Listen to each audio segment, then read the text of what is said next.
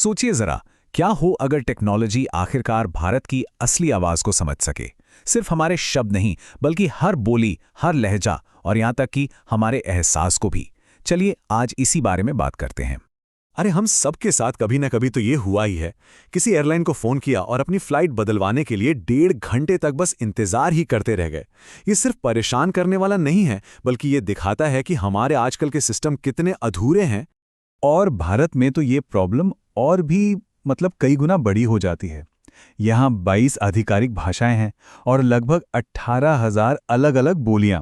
जो हिंदी मुजफ्फरनगर में बोली जाती है, वो गोरखपुर की हिंदी से काफ़ी अलग है।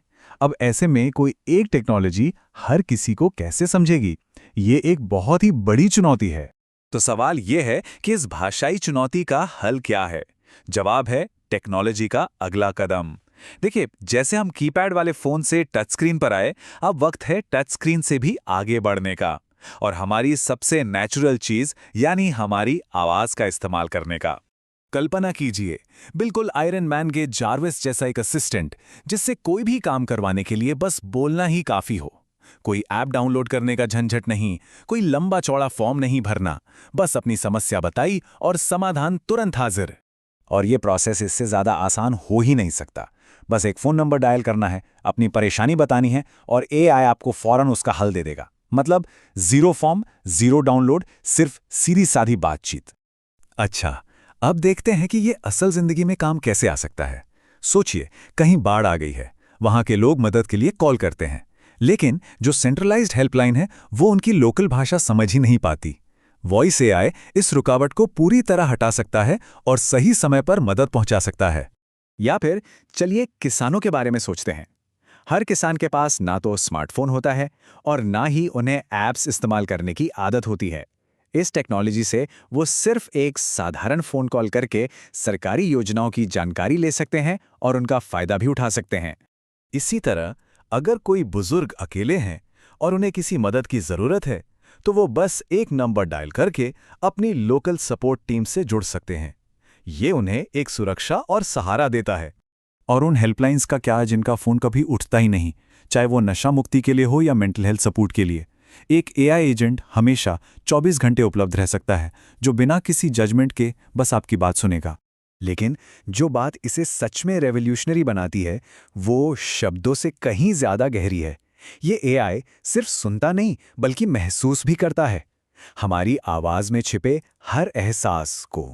तो मज़ेदार बात यह है कि पुराना एआई क्या करता था? वो सिर्फ आपकी बातों को टेक्स्ट में बदलता था।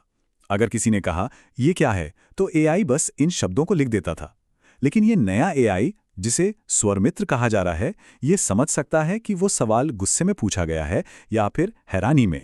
ये एआई तनाव, घबराहट और गुस्से से लेकर खुशी तक कई भावनाओं को पहचान सकता है। सोचकर देखिए, एक इमरजेंसी हेल्पलाइन पर कोई घबराहट में ठीक से बोल नहीं पा रहा, लेकिन एआई उसकी आवाज़ के तनाव को समझकर तुरंत मदद भेज देता है। ये सिर्फ कम्युनिकेशन नहीं है, ये तो जिंदगियां बदल सकता है। और यही तो इसका असली लक्ष्य है, टेक्नोलॉजी को सिर्फ स्मार्ट नहीं बल्कि समझदार और हमदर्द बनाना। ये एआई को ज़्यादा मानवीय बनाने की दिशा में एक बहुत बड़ा कदम है। तो सवाल उठता है कि भाई इसका फायदा मिलेगा किसको? सच तो यह है कि इसका असर समाज के हर एक वर्ग पर पड़ेगा। जैसे स्टूडेंट्स और आम नागरिकों को सरकारी योजनाओं की जानकारी चुटकियों में मिल जाएगी। हम जैसे कर्मचारियों का कस्टमर केयर पर घंटों का इंतजार बचेगा। बिजनेस को कम खर्च में 24/7 चलने वाली बेहतर कस्टमर सर्विस मिलेगी। और सबसे जरूरी बात, उन लोगों तक भी डिजिटल दुनिया की पहुंच होगी जिनके पास स्मार्टफोन नहीं है। तो आखिर में इन सब बातों का मतलब क्या है? इस टेक्नोलॉजी से हमें क्या बड़ा सबक मिलता है?